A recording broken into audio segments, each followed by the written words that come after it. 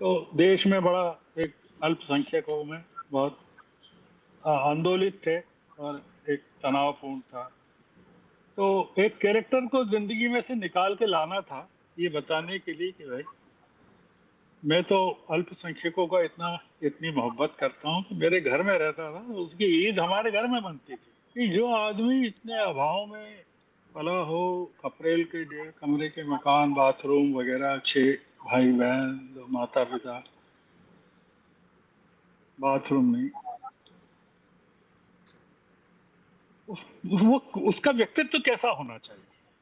वैभव को देख के उसकी आंखें चूंधियाना चाहिए कि वैभव के प्रति तिरस्कार होना चाहिए?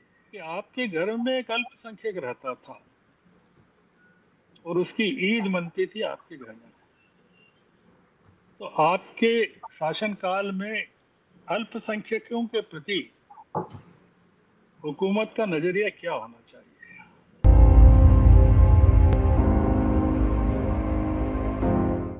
नमस्कार, मैं हूं निधीश त्यागी और आप हैं हरकारा डीप डाइव पर।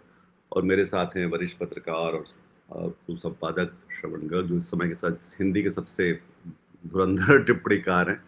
और उनका एक लेख आज हरकारा में छपा है जिसके साथ हमने लीड किया है, और वो नरेंद्र मोदी जी के 75 साल पूरे होने के बारे में है। और वो एक अलग तरह से इस बात को देखता है, जहां पर आज हम देख सकते हैं पूरे देश में सब यही ट्रेंड कर रहा है। सारे अखबारों में विज्ञापन छपे हैं, सब लोग भूरी भूरी उनको हैप्पी बर्थडे कर रहे हैं। डोनाल्ड ट्रम्प ने भी किया, तो उन्होंने फिर उनकी आपस में कल बातचीत हुई। उन्होंने कहा कि हाँ, यूक्रेन का युद्ध रुकवाने के लिए हम लोग बिल्कुल प्रतिबद्ध हैं, और ये प्रतिबद्धता भी हमको सबको पता है, ट्रम्प को भी पता है, भारत को भी पता है। तो इस 75 साल होने का एक महत्वपूर्ण पड़ाव है। इसलिए भी क्योंकि इसके पहले जो नेता थे भारतीय जनता पार्टी में, उन सबको उठाकर मार्गदर्शक मंडल में डाल दिया गया था जब वो 75 उन्होंने की उम्र जब पार की थी। इस बारे में हल्की सी बात मोहन भागवत ने की थी, पर वो फिर बाद में पलट गए, क्योंकि वो उन्होंने कहा कि हाँ, इसके बाद तो फिर शॉल ओढ़ लेना चाहिए। इस तरह से जो दो तरह से जब बातें होती है, पर उन्होंने कहा कि बाद में मेरा ऐसा कोई मतलब नहीं था। ना वो खुद छोड़ रहे हैं, ना वो मोदी जी से उम्मीद करते हैं कि वो पद अब रिटायरमेंट का समय है। पर श्रवण जी ने रिटायरमेंट के बारे में उनके श्रवण जी, आपका स्वागत है इस बातचीत पे। और मैं आपसे इसी बात पे आगे बढ़ाना चाहता था कि ये जो नरेंद्र मोदी के जो 75 साल हैं, इसको देश अभी जिस तरह से देख रहा है, क्या वो आगे भी इस तरह से देखता रहेगा? देखिए, आपने कहा ट्रम्प ने उनको बधाई दी, उन्होंने रेसिप्रोकेट किया। मैं सुबह से ढूंढ रहा था कि आरएसएस के चीफ ने उनको बधाई दी कि नहीं दी, क्योंकि बड़ा सिग्निफिकेंट है ये कि मोहन भागवत ने अ, अपने संघ के पुराने साथी को, अपने गुरु भाई को अ, बधाई दी कि नहीं दी। तो मुझे दिखी नहीं। अगर आपको दिखी हो तो आप बता सकते हैं, आपकी टीम से पूछ सकते हैं कि दिए क्या, क्योंकि पता नहीं, अंग्रेजी अंग्रेजी कैलेंडर को में बधाई देते हैं या तिथि निकाल के देंगे, मुझे पता नहीं इस बारे में, तो वो भी एक विषय हो सकता है। नहीं नहीं, पर मोदी जी ने तो उनके अंग्रेजी कैलेंडर के हिसाब से ही उनको 11 सितंबर को बधाई भी दी थी, लेख भी लिखा। तो ये अंग्रेजी का विरोध सिर्फ दूसरे कामों में करते हैं, जन्मदिन में नहीं करते हैं। ये जन्मदिन, ये 75 साल के अंग्रेजी कैलेंडर के हिसाब से ही बनते हैं इनके। तो ये अंग्रेजी हिंदी का घालमेल चलता रहता है।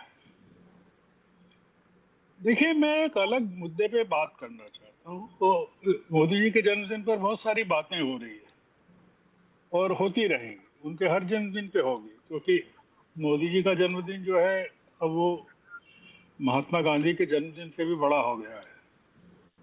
महात्मा गांधी के जन्मदिन पे इतनी बात नहीं करते लोग। वो इसलिए भी बात करेंगे मोदी जी के जन्मदिन पे लोग कि मोदी जी जब सत्ता में नहीं रहेंगे तब उनके जन्मदिन की किसी को ध्यान नहीं रहेगा। तो गांधी जी का हमेशा ध्यान रहेगा, नेहरू जी का भी ध्यान रहेगा। मैं ये कहना चाहता हूँ कि हमारे जो शासनाध्यक्ष हैं, वो जनता को क्या समझते हैं, या जनता को किस तरह से इमोशनली ब्लैकमेल करते हैं।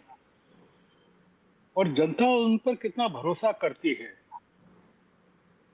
मैं जैसे उनके 100वें या 75वें जन्मदिन पर उनके एक ब्लॉग की बात करना चाहता हूँ। मूलतः मोदी जी ने उनकी माँ जब 100वें वर्ष में प्रवेश किया, हीराबा ने, जी। तब उन्होंने एक ब्लॉग लिखा था। वो ब्लॉग लिखते हैं मोदी जी, और वो उस ब्लॉग में उन्होंने जो लिखा था, बड़ा विचित्र ब्लॉग था और इंटरेस्टिंग था, कई कारणों से इंटरेस्टिंग था।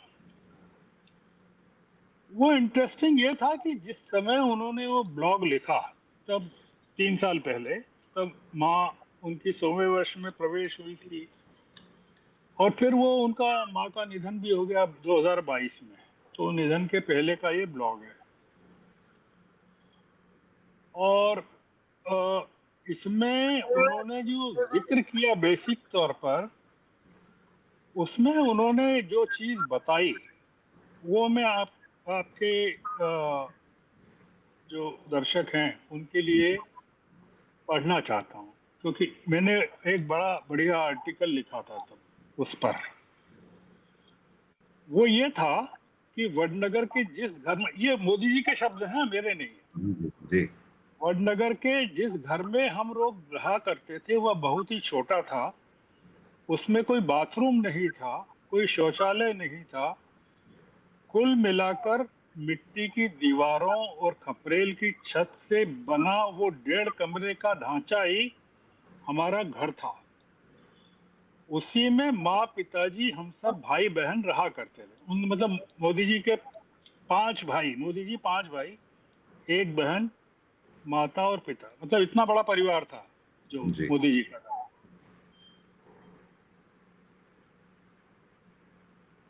और हमारा ढांचा, माँ सब रहा करते थे। माँ हमेशा दूसरों को खुश देखकर खुश रहा करती थी।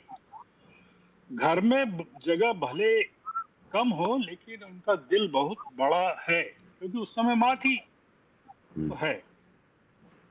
हमारे घर से थोड़ी दूर पर एक गांव था जिसमें मेरे पिताजी के बहुत करीबी दोस्त रहा करते थे।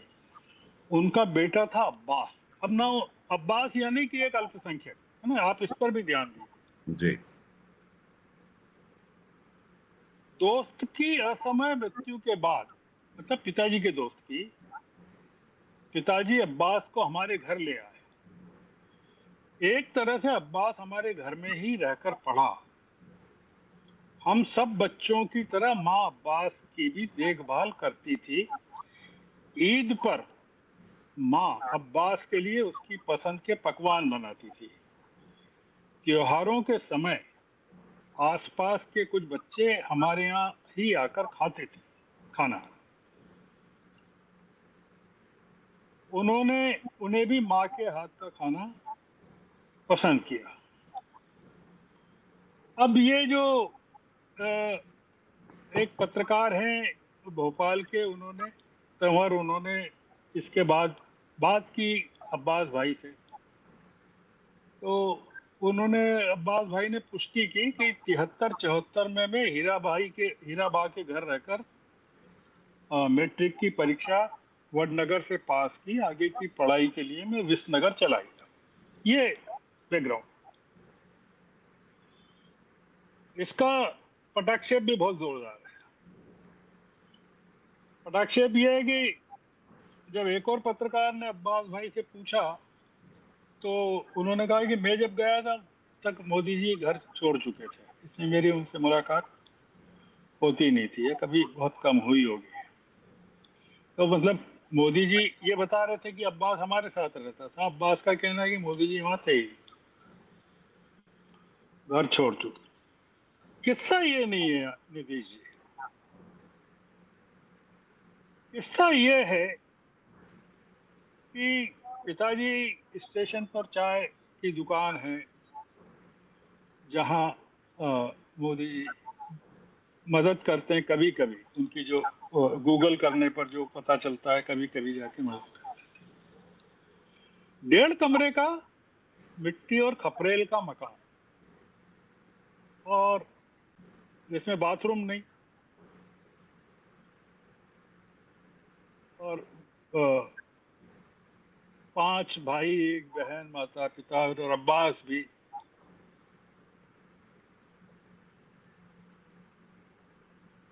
वो लेख मैंने जो लिखा काफी बड़ा है, मतलब बहुत अच्छा लेख है उस समय जो लिखा हुआ। और वो लेख का शीर्षक ये था कि अब्बास भाई की याद क्यों आई मोदी जी को। वो ये था कि उस समय वो एक महिला है नुपुर शर्मा, उन्होंने कोई मोहम्मद साहब के बारे में कुछ कह दिया था।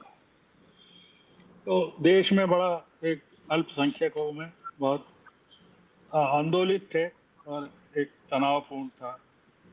तो एक कैरेक्टर को जिंदगी में से निकाल के लाना था, ये बताने के लिए कि भाई मैं तो अल्पसंख्यकों का इतनी मोहब्बत करता हूँ कि मेरे घर में रहता था, उसकी ईद हमारे घर में बनती थी।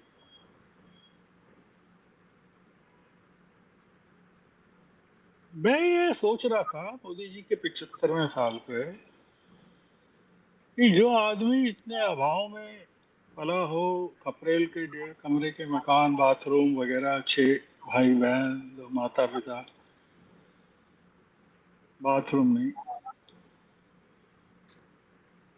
वो उसका व्यक्तित्व कैसा होना चाहिए। पहली चीज मतलब वैभव को देख के उसकी आंखें चूंधियाना चाहिए कि वैभव के प्रति तिरस्कार होना चाहिए।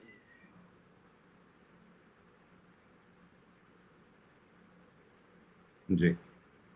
मतलब अ, हमारे बहुत सारे लोग हुए हैं जो अभाव से, अमेरिका में तो कुछ राष्ट्रपति भी हुए हैं जो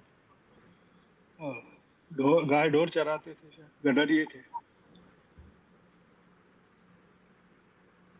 दूसरा ये कि आपके घर में एक अल्पसंख्यक रहता था और उसकी ईद मनती थी आपके घर में, तो आपके शासनकाल में अल्पसंख्यकों के प्रति हुकूमत का नजरिया क्या होना चाहिए।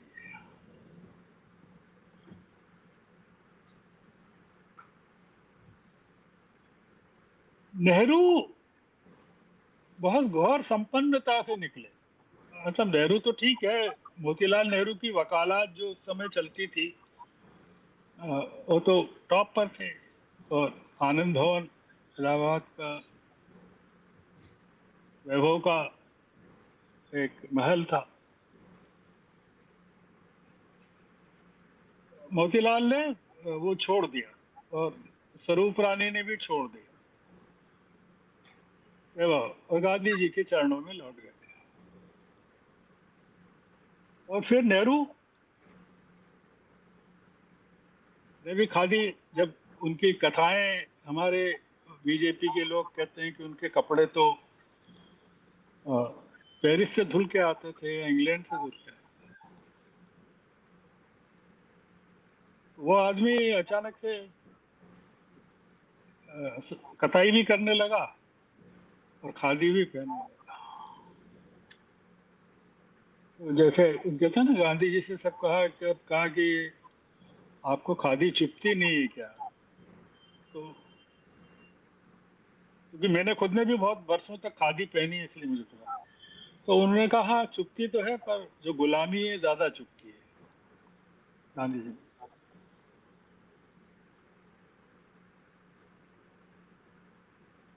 लाल बहादुर शास्त्री के बारे में कई कहानियां है कि वो गंगा वंगा तैर के पार करते थे पढ़ाई के लिए, तो संघर्षों में रहे। हम ये सोच रहे थे कि मैंने अभी कल मोदी जी के कुछ पुराने फोटो देख रहा था गूगल करके, बहुत सुंदर फोटो। अगर आप उनकी मोदी जी के आर्काइव में जाएं तो आपको मोदी जी के व्यक्तित्व के बारे में पता चलेगा कि बचपन में वो लगेगा ही नहीं कि अभाव में रहते थे। उनके कपड़े देखकर, उनकी पोशाक देखकर, उनके फोटो देख, और जब वो राजनीति में आया उसका भी फोटो मैंने देखा कि अमित शाह उनके पीछे खड़े हैं और आडवाणी जी सामने बैठे हैं। मेरे ख्याल से वो फोटो 35 साल पुराना होना चाहिए, 30-35 साल। हमको अपने शासकों को समझने के लिए उनकी बायोग्राफीज में जाना चाहिए, उनके बारे में पता करना चाहिए, उनके चेहरे कैसे दिखते थे ये देखना चाहिए। मैं कंपेयर कर रहा था कि मोदी जी का चेहरा या मोदी जी जवानी में उनका जो जो उनके चेहरे की भाव भंगिमा रहती थी, आज भी वैसी है। इमोशंस जिसको कहते हैं ना, वो है ही नहीं, कहीं नहीं, उस समय भी नहीं था।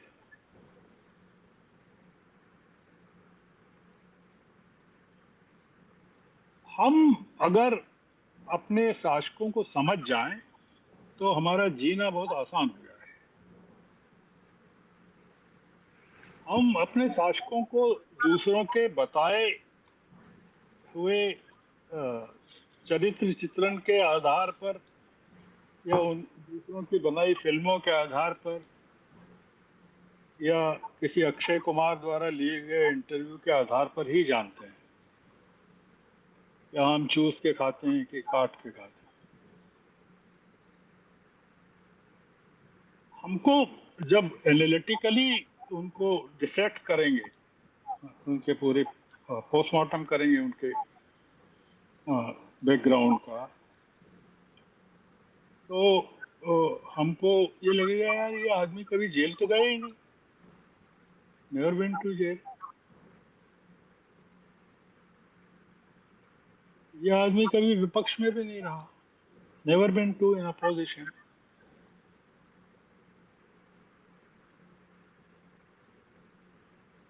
तो फिर मोदी जी ने किया क्या? What is his contribution? हमको मोदी जी से प्रेम क्यों करना चाहिए? ये एक सवाल, एक शीर्षक हो सकता है किसी आर्टिकल का कि हम मोदी जी से प्रेम क्यों करें। जाओ, नहीं करते, you can't force us to no.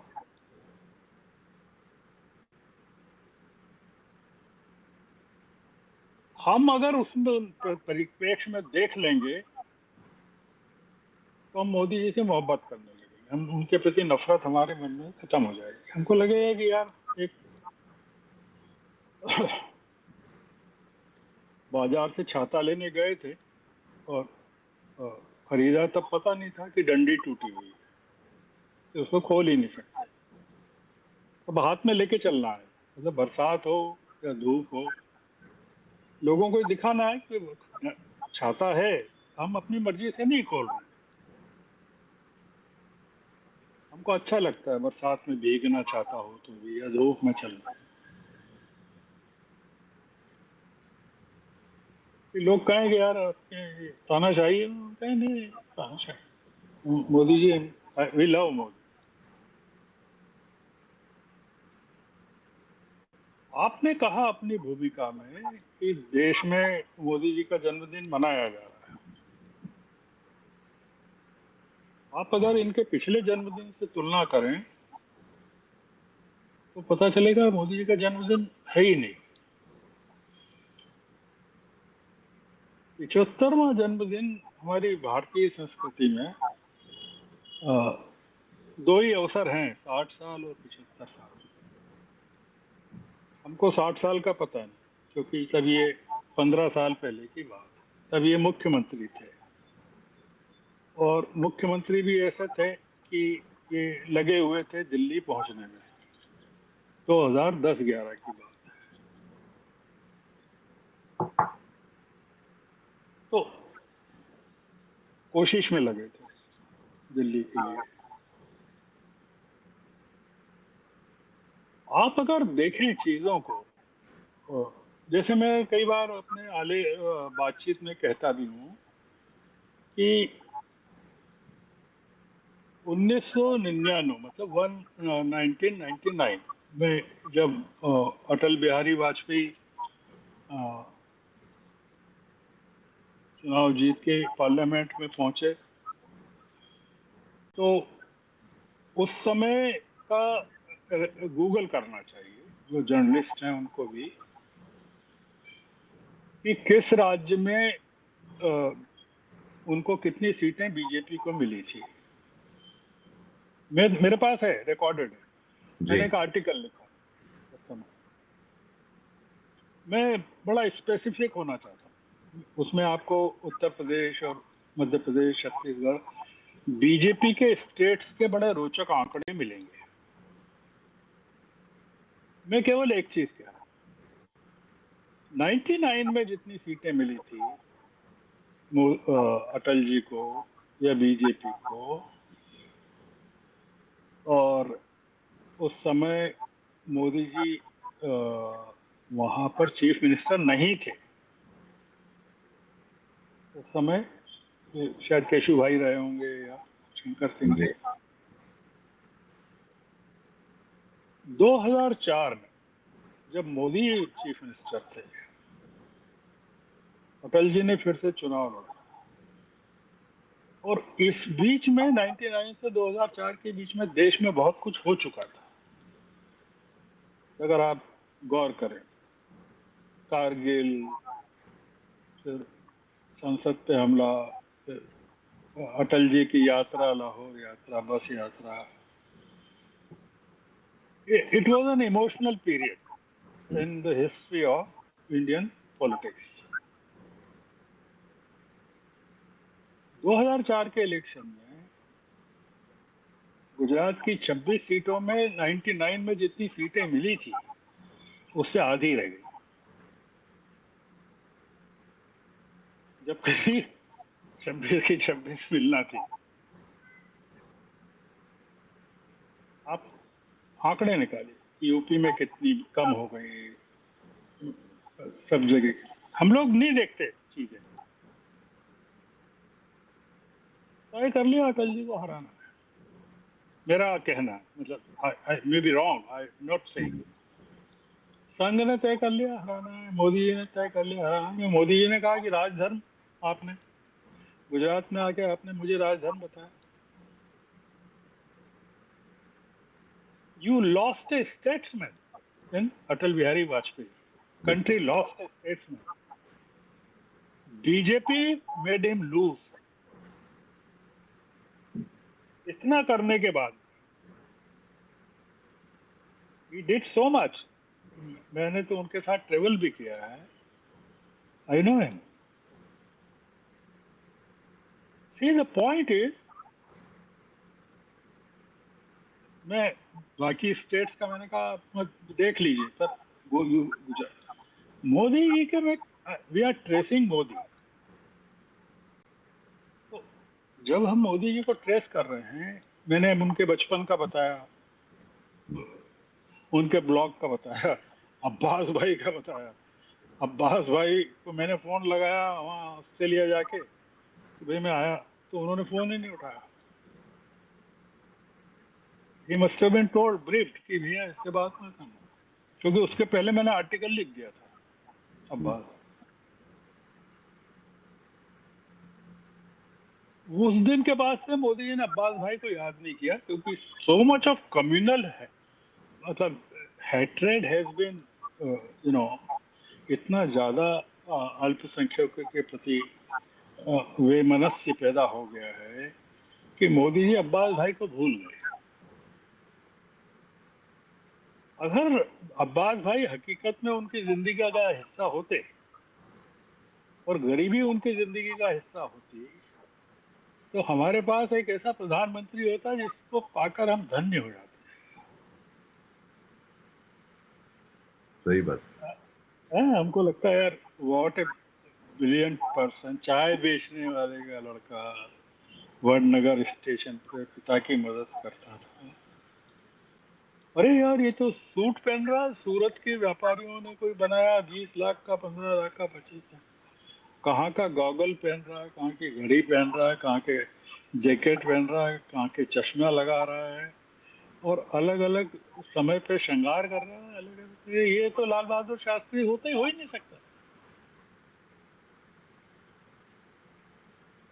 मैंने अपनी एक डिबेट में कल कहा था, इसी डिबेट में कहा था, इसी विषय पर, कि दादा धर्माधिकारी का मैंने उदाहरण दिया था कि हिंदुओं में हिंसा क्यों आई, उनका एक वो था, उसका एक इंटरप्रिटेशन उनका ये था कि अतीत में हमसे हथियार छीने गए, इसलिए अब हथियारों के प्रति हमारा एक अलग तरह का प्रेम हो गया है, हम उसको पजेस करना चाहते। यानी अतीत में हमसे कोई चीज, किसी चीज का अभाव रहा हो, तो हम जैसे ही मौका मिलता है उसको पजेस करते हैं।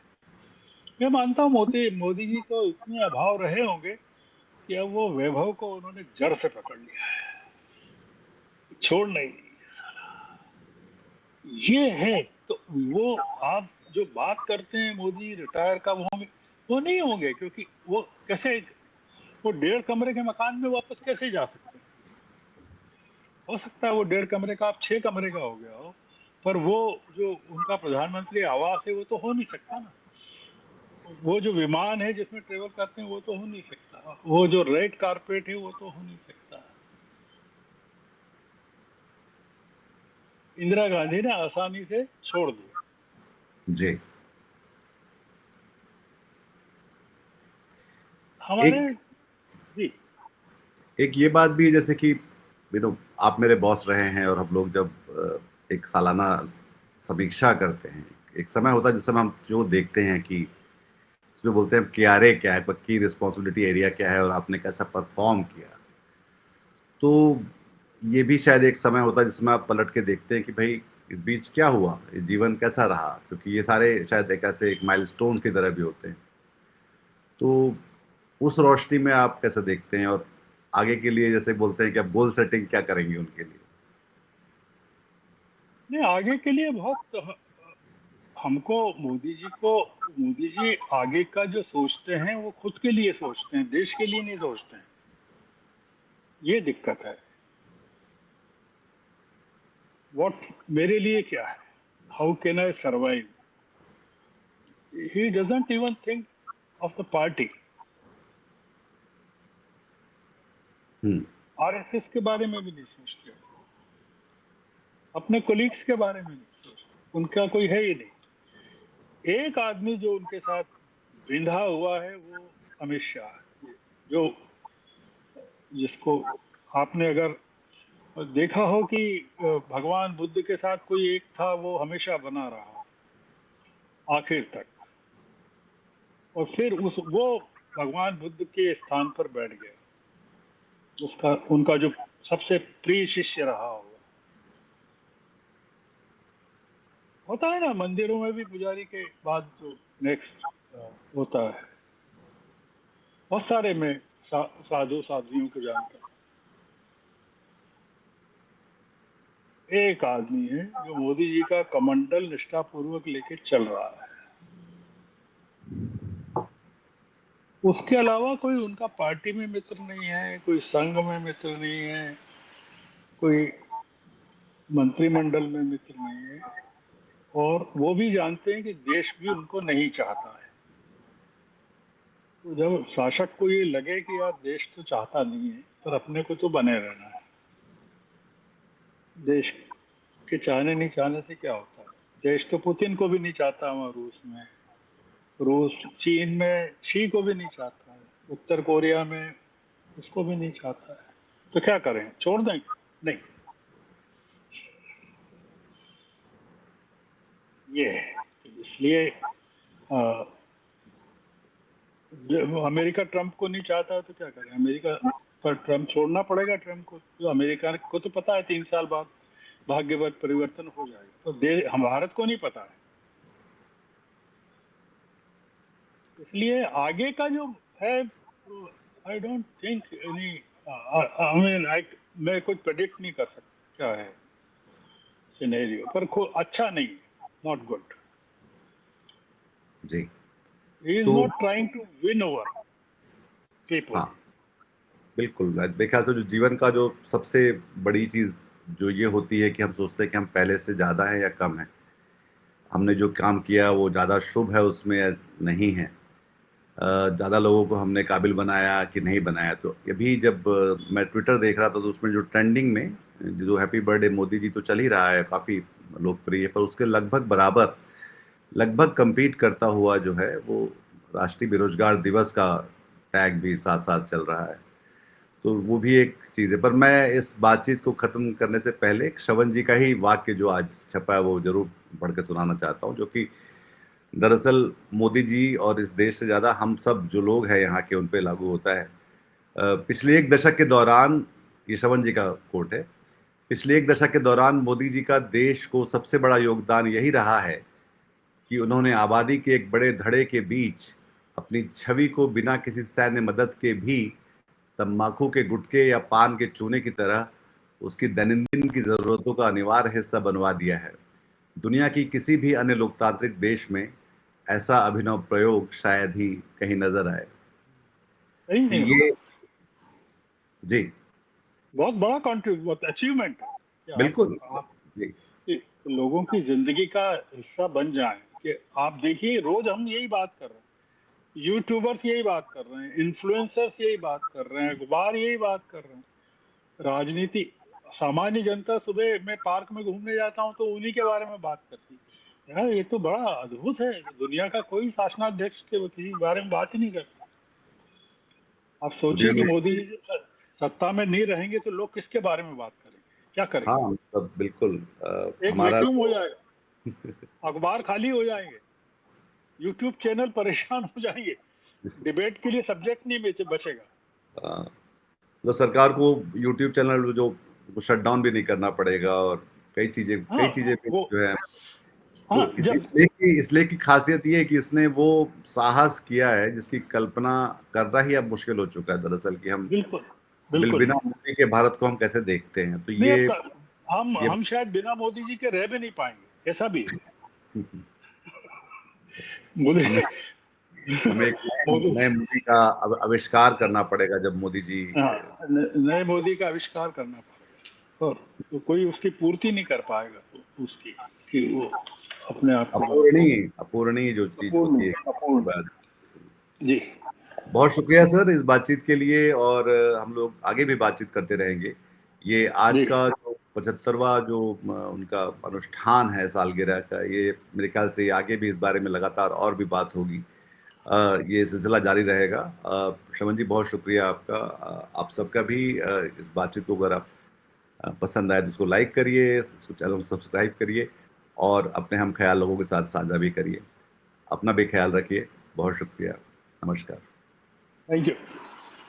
आज की ताजा खबर, आज की ताजा खबर, आज की ताजा खबर। आओ काका जी इधर, आओ मामा जी इधर, सुनो दुनिया की खबर।